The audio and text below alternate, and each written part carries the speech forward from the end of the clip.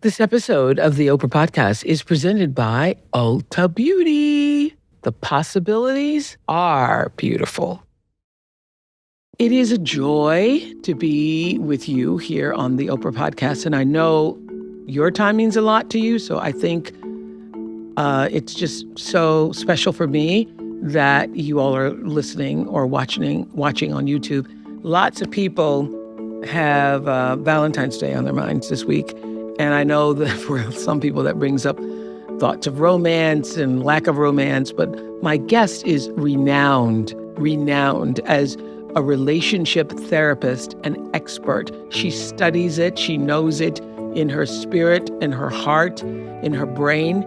Esther Perel says all of our relationships with our family, with our friends, even our neighbors, have a real impact on our most intimate relationships. So welcome to the Tea House. Thank you. Relationships are changing rapidly. Modern romance is undergoing an extreme makeover. Esther Perel is a psychotherapist and best-selling author who's been counseling couples for over 3 decades. You know, it's a little bit like sex. It used to be that you had to be ashamed if you had sex. Now you are ashamed if you don't. I think her greatest gift is her intuitive insight into the human heart and mind. She really blows me away. Wow, I could cry over that. That resonates really powerfully with me. I heard that. Did you hear it, Jen? Absolutely. Her hit podcast, Where Should We Begin?, is a must-listen for anybody looking to better understand the complexities of relationships. One of the most challenging things about relationships and marriage in general has been communication. I mean, sexual candor is really difficult. Esther sees beyond the stories we tell ourselves. How did you know that? You don't even know her. And she's here to offer her unflinching truths. Say that again. Foreplay starts at the end of the previous orgasm. So everybody, thanks for joining us on this podcast. I'm so happy. You're one of the people who is speaking the truth to families and people in relationships in a way, I think, that resonates profoundly and is actually changing the way people see themselves in their lives and relationships. So power to you for doing that in the world. Thank you. I try. And may I tell you, I don't know how I discovered these cards. I actually don't even remember how, but I actually ordered these on Amazon for myself. I got them for myself, and then I loved them so much, I sent them out to friends, because this is what happens when people come for dinner or come over for an evening, and not everybody knows everybody. What I found is that if you go through the cards and you pull out the cards and you make sure that the sexy cards are not there, if children are there, and then I have a thing where everybody pulls a card, and then I have them do another card, and then another card. We do rounds of people pulling cards, so you have a whole stack of cards. So you don't just get one card, you get to choose from that card the question that you want to answer. And we go around and around. And it is so... storytelling night. It's storytelling. It becomes storytelling, and it becomes an opportunity for people to express things and say things. I mean, I've learned things about my godchildren that I did not know. And so where should we begin? Which is, I know, based on your podcast. You've been doing that popular podcast for a few years now. 8. Yes. Yes. So, which is just a perfect title. I love it. And so where... It's how I start many sessions, really? You know? It's like you sit with new people you've never met and you just say, okay, where should we begin? Yes. And I love this question. I just pulled these for us today. Yeah. Something I wish I had been told as a child. What would that be for you?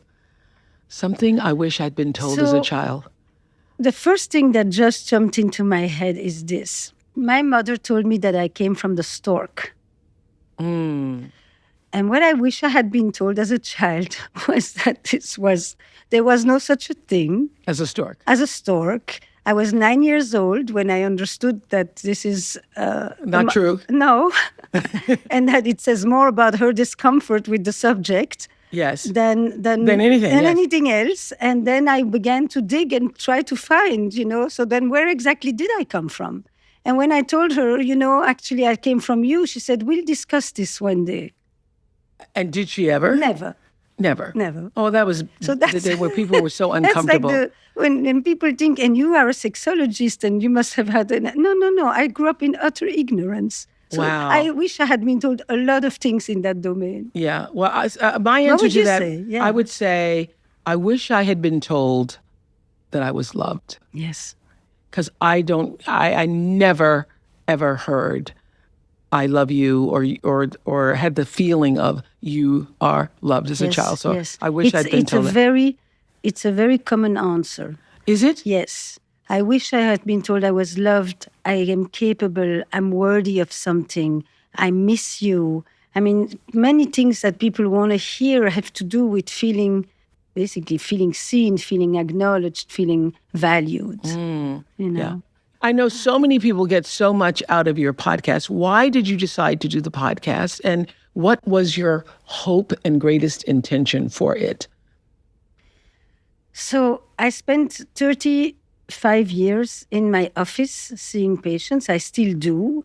And at one point, I started to wish that people would hear some of the powerful insights that occur in the conversations in my office. And not that many people can actually enter the kind of healing that takes place. And I just thought, I have to open the door to this office so that people can hear not everything takes place in a therapy office. How do I bring those stories to the world at large? How do I create what has become a public health campaign for relationships worldwide? Yes. And that was my invitation is, first I open the doors and I come to you, but then I want you to actually become a fly on the wall and listen in to the raw, intimate, anonymous conversations of others.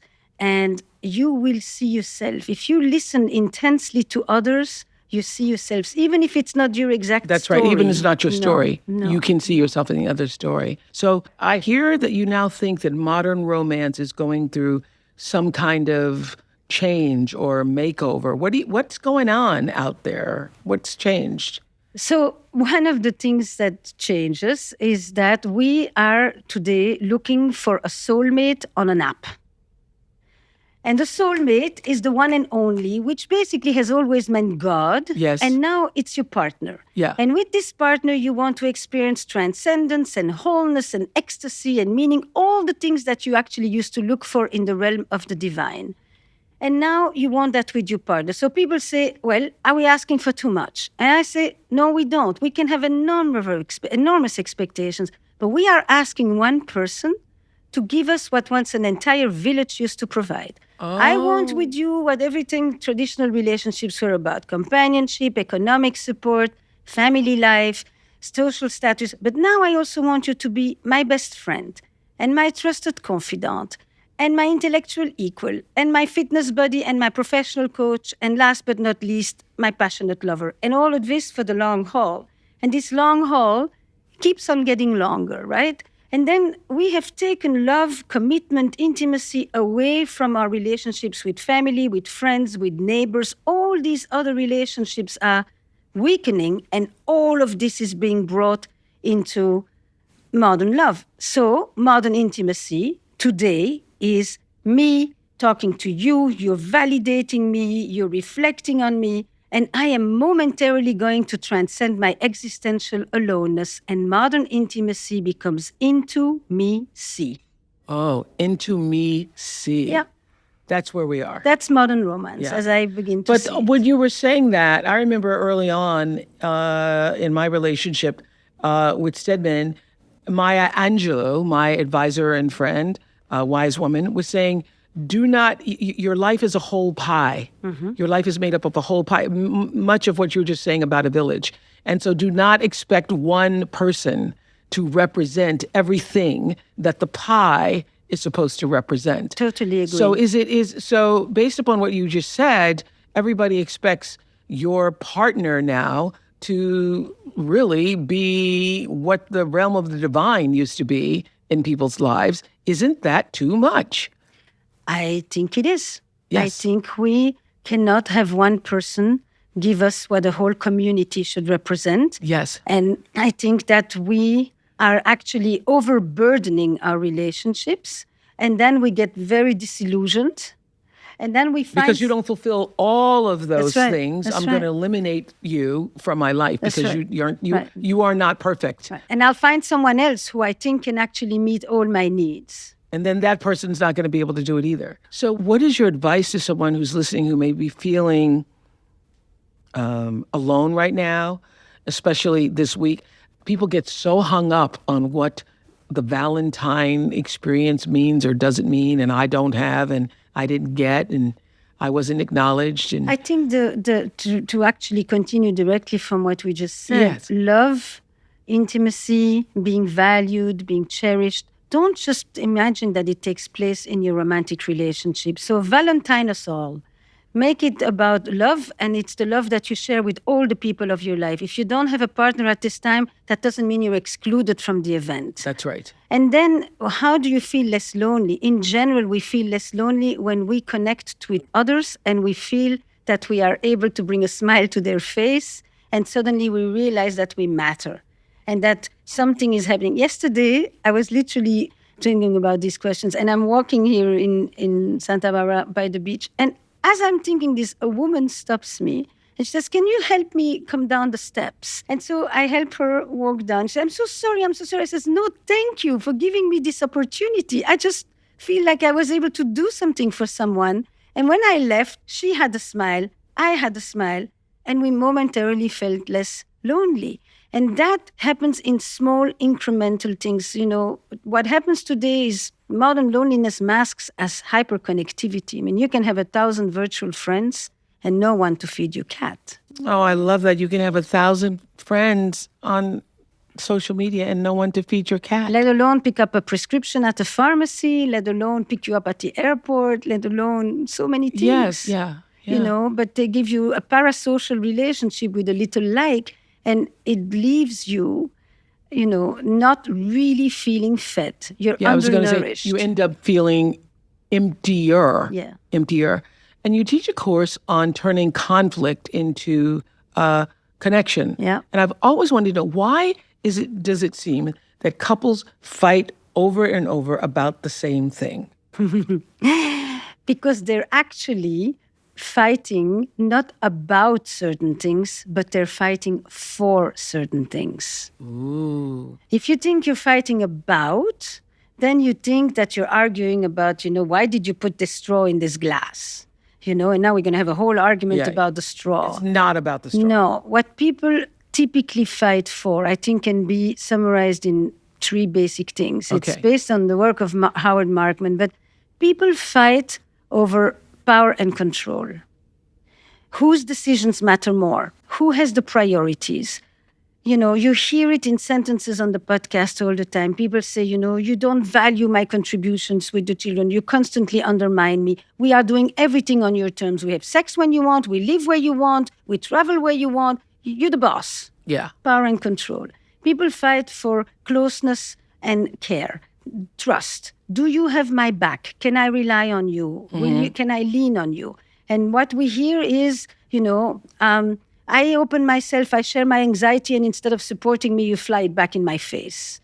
You know, that... You're not my soft place to fall. No, and when your mother says things about me, instead of protecting me, you ally with her. Yeah, yeah. Okay. That kind of stuff. And people fight for respect and recognition, meaning, do you value me?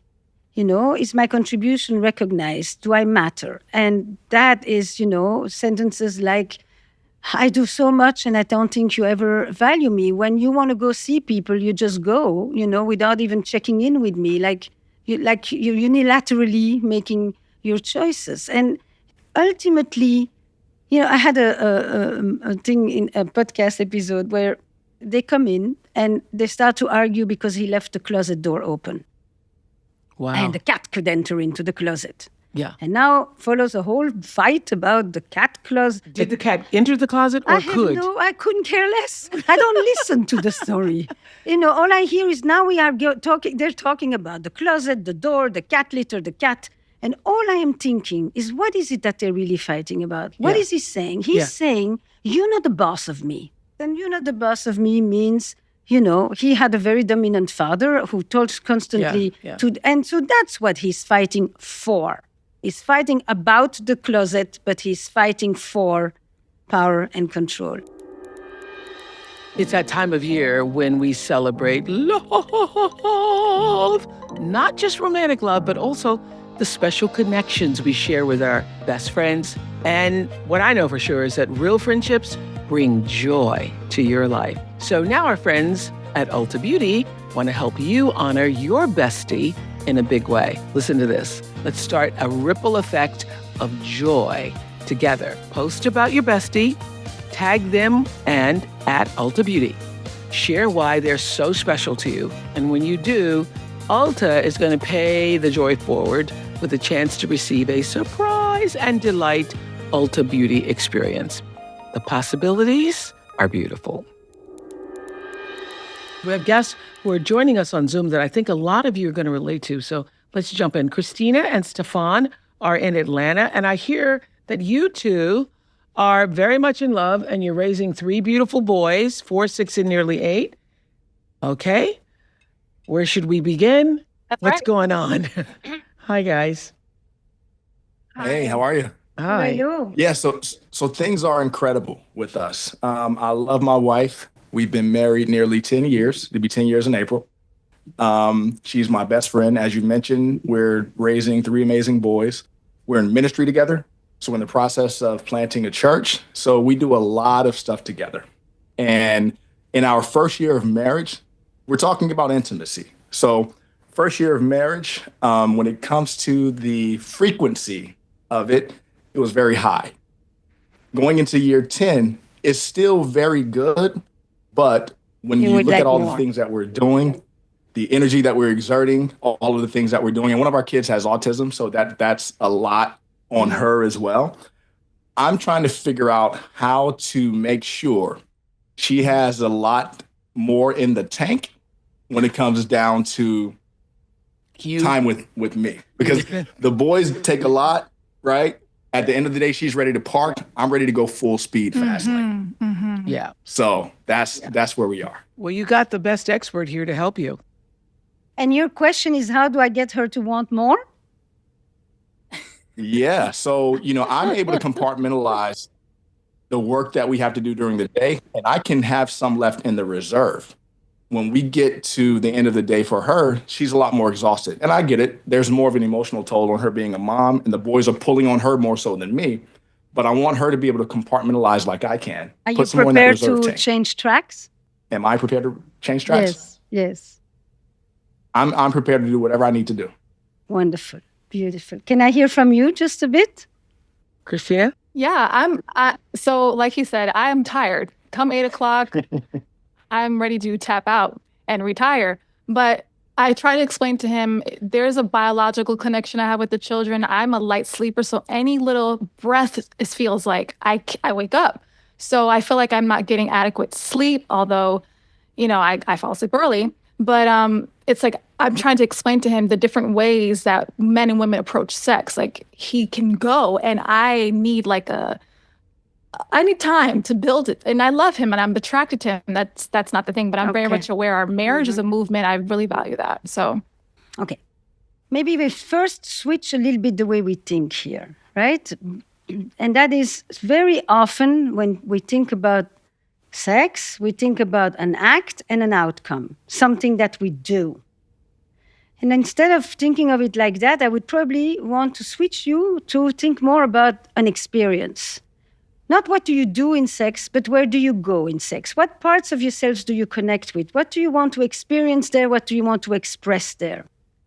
And then you will notice that for some people, desire is autonomous. As you say, I come, I'm ready, spontaneous erection, autonomous, I don't need any prep, I'm go, But the majority of other people are responsive. It's what we call responsive desire, meaning they don't come ready.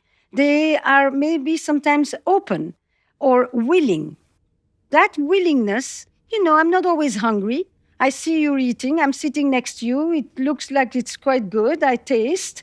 I'm open, I'm curious, I want to see where this takes me. Slowly I find myself, I take out a plate. I'm actually eating a whole meal. I wasn't really hungry to begin with, and I could have done without, but I'm happy I did it. That switch for you, instead of thinking, how do I get her to also be able to compartmentalize and be ready? I'm sorry to say, it may not work. And she's going to get frustrated. Rather than you're understanding that foreplay starts at the end of the previous orgasm. It's not a 5 minute before the real thing. And you give and you, Say that again. Foreplay starts at the end of the previous orgasm. Not just, 5 minutes before you get going. Absolutely. So instead of thinking you are the norm and she's the problem, how do I get her to change? You understand that for a lot of people, it's willingness that gets us going. And that is a wonderful thing. I'm open, I'm willing to see. And then here's the piece. A lot of relationships, male-female relationships, you're going to tell me probably, nothing turns me on more than to see her turned on. Yeah? Yeah, love it. Yes. Now, it is most likely that she will say, whatever happens to him is kind of irrelevant to me. Because what gets me going is what happens to her, not what happens to you. And that means that she needs to be able to enter into her own erotic self. And that means that she needs to be able to let go of the role of mother, caretaking, responsible, making sure that everybody is fine, worrying about the well-being of others. That is the essential liberation that any woman needs to feel, especially when I hear what Christina just said about that biological instant response that she has to the kids. It's how do I allow that to recede, and I trust that everybody's fine so that I can finally enter into myself and give myself the permission to think about me and experience my own pleasure. Give her the permission to be slightly more selfish in the moment, because desire is that attention onto me that says, I deserve, I can enjoy, and everything there is fine. And that's how I can let go.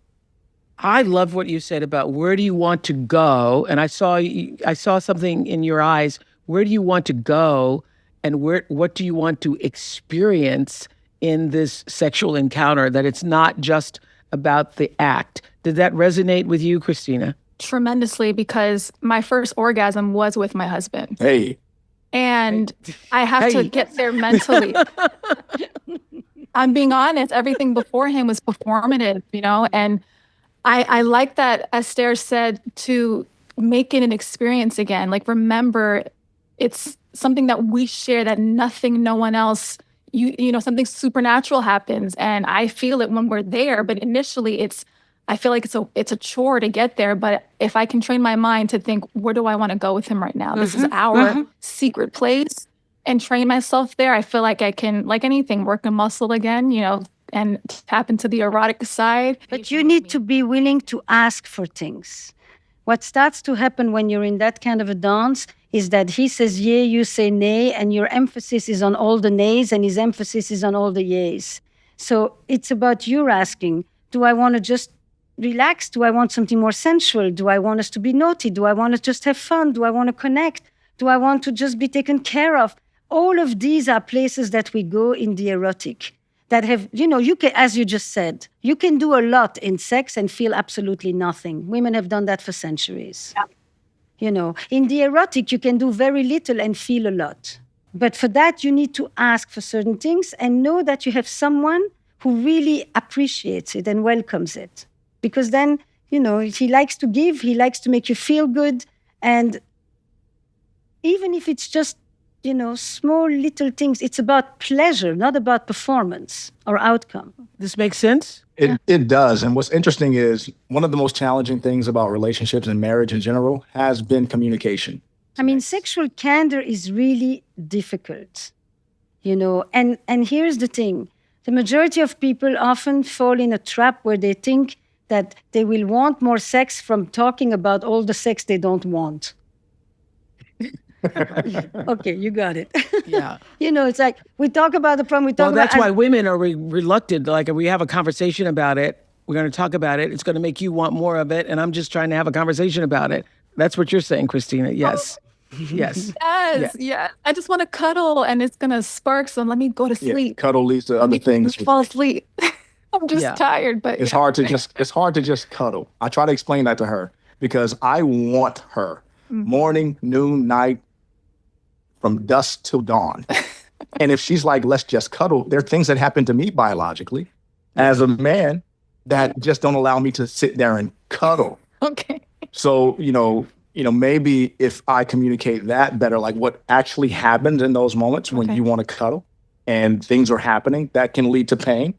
We could, again, communicate better in those ways. That way she doesn't feel rejected when she says, can we cuddle? And I say, no, I actually need to go watch TV. It's not to distance her. It's to, protect my well-being in that moment.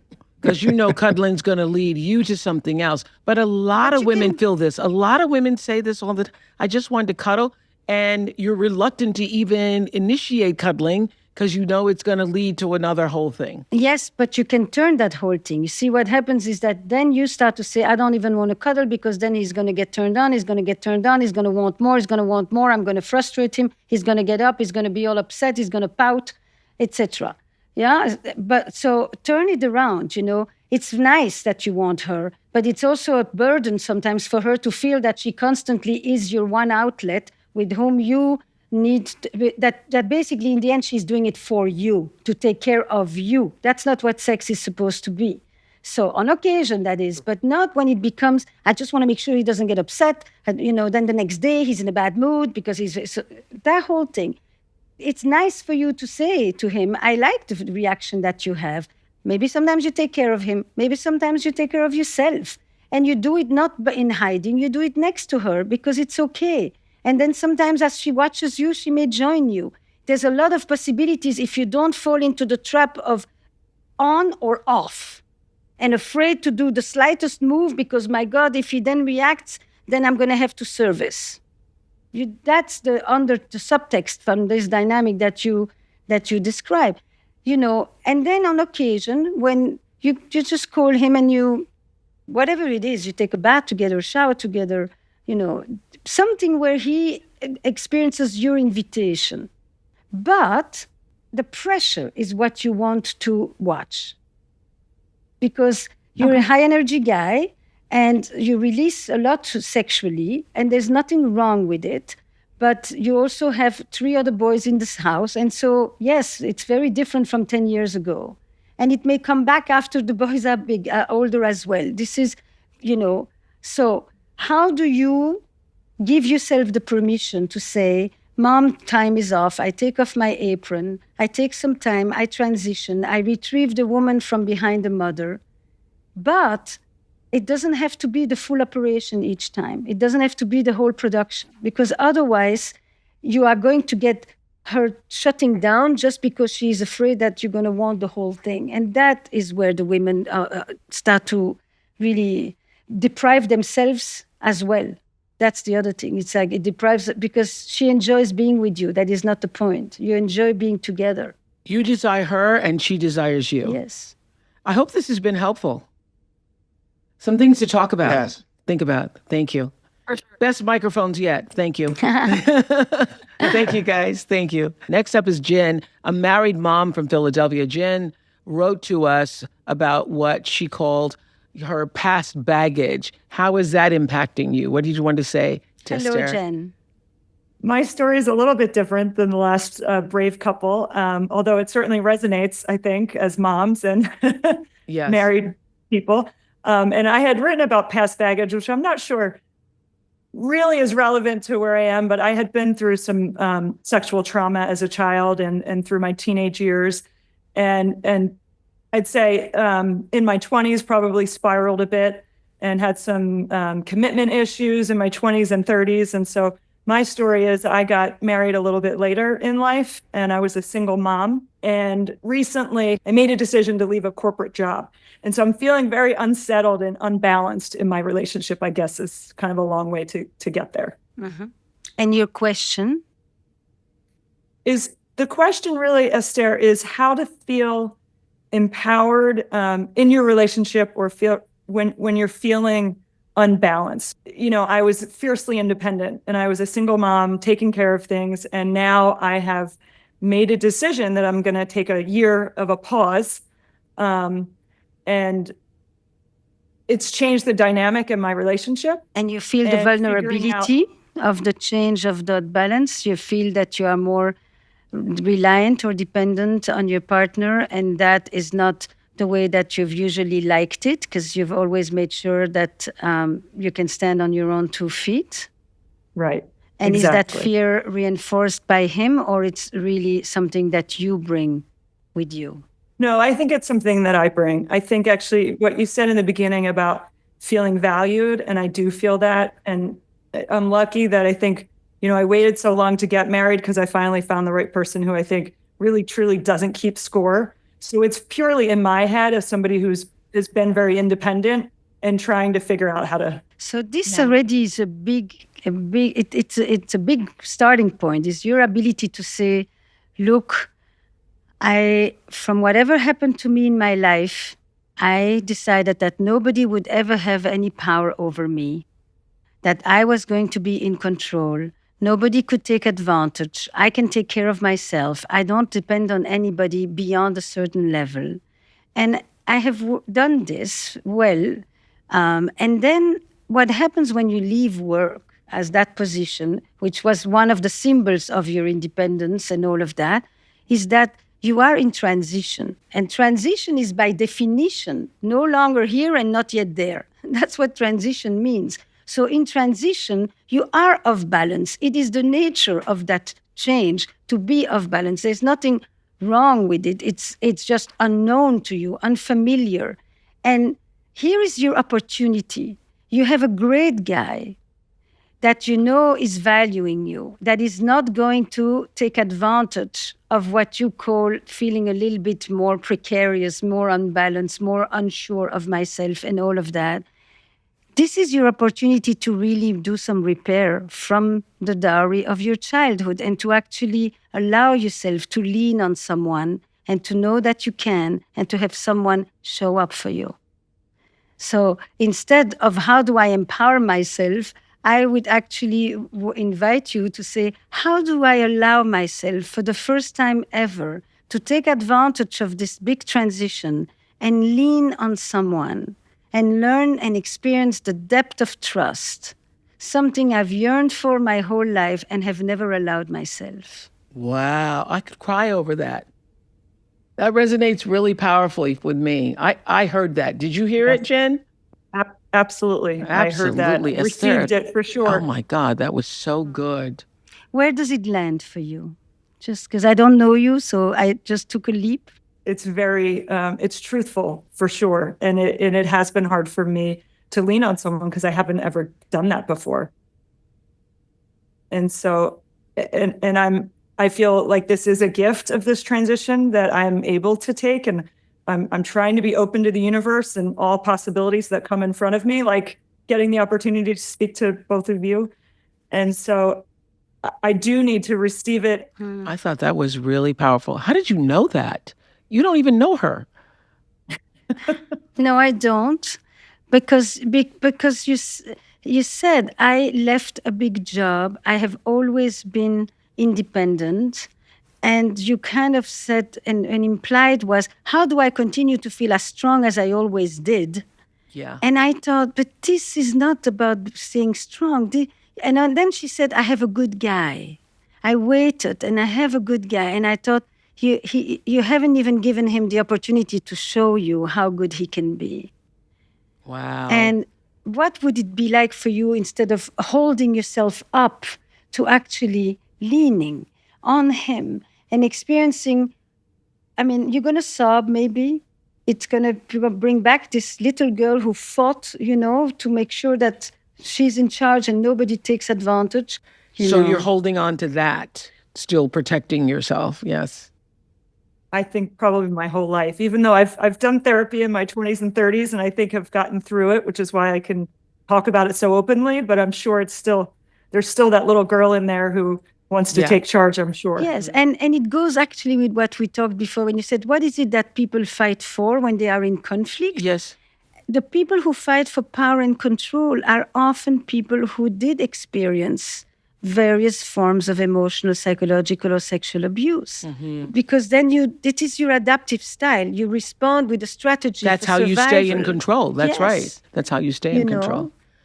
Oh, that resonated with me. So I think the comfort now of feeling safe is getting the strength to be vulnerable. Oh, it's a gift for your life. It's the Right. gift you've been waiting for, that therapy could only offer partially, and that it looks like your partner may be able to offer you. And now you're the one who brought up the universe. And so the universe has put you in this position so you can do exactly what Esther was just saying. You can lean back into it. You can lean into him, and you can allow. I love those two terms that you used for her. Lean and allow. They're very expansive, by the way. Yes. Yeah. Scary at first, but very expansive. Jen, thank you so much for sharing your story. Thank you. so much. And for matching the both of you. walls in the house. For wearing the blouse that matches the chair that matches the wall. I mean, really, the decor is perfect. Thank you. Thank you. Thank you.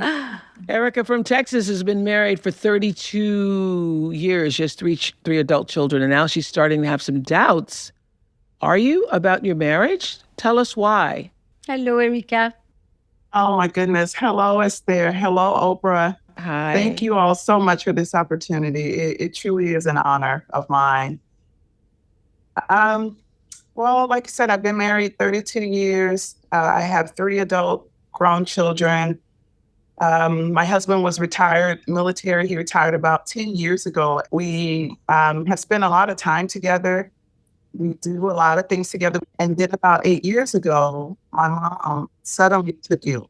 And it was just when our husband retired, and we were looking forward to moving away, enjoying our lives. And it's just been a lot. And I look forward to these days. I look forward to being an empty nester. We have 2 adult girls who are now back in the home. I still have to check on my mom and see about her. I just got a call from the caregivers a few minutes ago. And I What gave would up you my like? What would you like? I almost, instead of saying, what is your question, I would like to ask, what is your wish? What is my wish for myself? Yeah, yeah. Because you Goodness. carry a lot. You've been dutiful, loyal, responsible.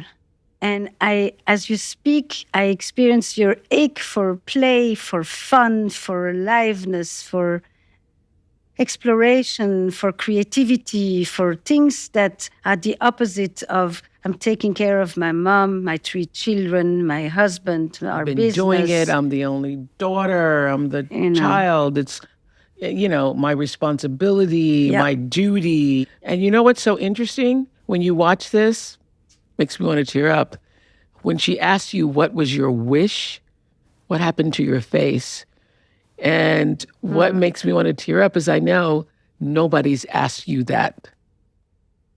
Nobody's asked you that. What do you really want? Yeah. I don't know how you knew that, but that's exactly what I saw said it in to your my eyes. husband. I saw it in your eyes, and I know Esther saw it in your eyes. I saw it. Yeah, you were like, because you said, me? What? For myself? For myself? Because nobody's asked you that, and you haven't asked you that. You haven't asked you that. Right. Right? Yes. Yeah. You're so organized around what do they need from you. And you so just hope that they would stop asking. But you need to ask yourself a different question. And that is really, you've done it all, if you worry about being the good daughter and the good mother and the good spouse, you got your A+. Because otherwise, sometimes we don't have another way that when we feel entrapped like that, sometimes we get sick just as a way of saying I'm off duty. Yeah. Don't ask me anything. I can't get up, and sometimes we just think, okay, I'll leave the marriage.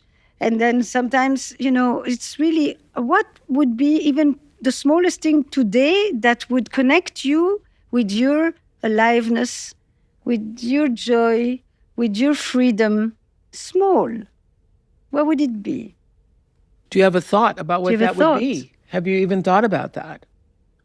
I'd love to travel. I want to travel the world. I love walking on the beach. We took a vacation to Mexico, and I just loved walking on the beach, just being with nature, just getting out. And we don't get to do that often. Okay, forget the we. Forget the we. Yeah. Forget the we. You start. You have to go with a girlfriend, go with somebody else, go with one of your children if no. But it's not don't make it contingent. You see, you kind of, when people carry as much as you do, the fantasy is that one day everybody will be set, everybody will be taken care of, and then I can go do my walk on the beach. No. Not going to happen. You're going to go do your walk on the beach because that's what's going to help you to continue to make sure that everybody is set. Otherwise, you're going to collapse. So what do I wish for myself? What's one thing I could do that I would enjoy? You know, how do I give myself pleasure? I could see you get that, Erica. I could see you get that. So let's start Yes. there. Oh, yeah. You know what happens? Once What? you start this thing, it's irresistible. Yes. Once you really claim and you don't feel that guilty and you don't want to constantly look back to make sure everybody's okay, and you begin to ask yourself, am I okay? Not in a selfish way, because it's amazing how the biggest givers are the ones who worry about being selfish. Yes. I can see that landed. Yes, it did. Thank you. Thank you. Thank you Thank very you much. so much. Thank you. Thank you, Thank Erica. you so much. Our friends at Ulta Beauty want to help you honor your bestie in a big way. Share why they're so special in a post, tag your bestie, and at Ulta Beauty. Ulta is going to pay the joy forward with a chance to receive a surprise and delight beauty experience. Barbara was married for 20 years to a man she describes as emotionally abusive. Can you tell us briefly what happened? Hi, Barb. Hello. Hello, Esther and Oprah. It is an honor to listen to you and be part of this. So yes, I married for 20 years, 2 beautiful boys. We met actually in law school, and I don't think I realized that I was in a relationship that was about power and control. I didn't fully appreciate that until things started going not well, probably the second half of our marriage, and then in therapy learned that I was very accustomed to power and control dynamics. You are no longer with your husband, right? No. And if I understand what you may be grappling with is, it took me a while to see a lot of things. Yes. The relationship ended, whatever the reasons that precipitated it, and so what often follows from a relationship like this is questions of trust. Yeah, there are betrayals, and then one wonders, how will I trust again? Is that part of what? Yes. Okay. Yes. It's I'm scared about my ability to know what I can trust. Right. Because I've always trusted my instincts, and my instincts have always served me well. But when this happens in such a long relationship, you do question, what did I know? What didn't I know? And Was there an affair how much involved? was me? Was there an affair? Yes. Yeah. Oh, Okay. okay. I think that you're highlighting something that is so important, because betrayal creates a question of trust. Can I trust people? But it also puts into question, can I trust myself? Yes. How do I trust that my perception of reality is accurate when all these things took place that I had no idea about, That's that right. happened behind my back, and I thought I know what the hell is going on, and then I found out I was clueless. And I think that what happens when we start to meet new people, sometimes we would like to know that we can trust them before we start. But trust is by definition a leap of faith. I mean, trust is an active engagement with the unknown. So it's iterative. It's small, little steps. You learn to trust by taking a risk and watching the response, taking a risk and watching the response. But if it involves new dating, then I think one of the things that help a lot with trust is that there's something very weird that's happening around dating these days, that we are dating totally away from our lives. secluded from our lives, on an app, in a dark bar. And then when all of this trust has been established, so to speak, then we do the big reveal and we bring this person to our friends and our family, which is strange because the way you get to know a person is by watching them in interaction with other people. Right. So you're going to, that kind of dating that is happening away from your life may not be the best model for you. You bring that person into your life, into your interactions, your friendships, and then you watch. And then you let other people give you data points. And look, if your instincts have served you well for a long time and you made a mistake with this person, then the ratio is quite good.